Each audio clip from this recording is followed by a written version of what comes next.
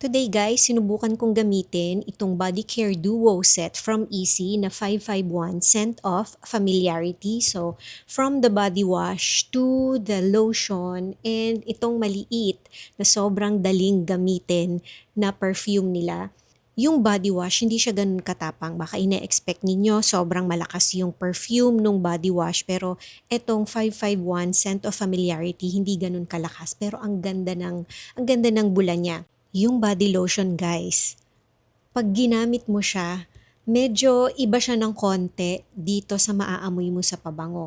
Meron kasing apple, kung hindi ako nagkakamali, sa notes nito. And ang una mong maamoy sa kanya, pag nilagay mo siya sa skin mo, is yung fruitiness niya, yung amoy ng apple. Nagulat ako sa kanya actually, kasi alam ko yung amoy nito kasi meron akong full bottles nito. Pero pagka medyo tumagal na siya sa skin mo, magiging magkaamoy na sila ng perfume.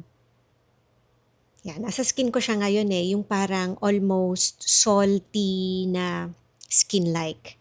Etong perfume naman, na-review ko na to before, ang gusto ko sa kanya, ang ganda nung sprayer niya.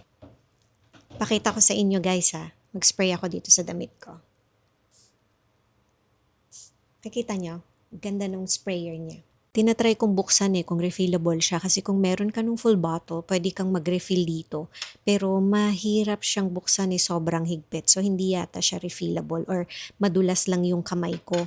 Pero kung gusto ninyo nung mga skin scent like Low Papier, Fleur Missing Person, pero ang problema ninyo sa ganong klase ng perfume is hindi ko naman sasabihing malakas, no? Hindi siya long-lasting. Magandang alternative tong Easy 551 Scent of Familiarity because from the body wash to the lotion to the perfume, medyo mas maglalast, medyo mas kakapit yung pabango.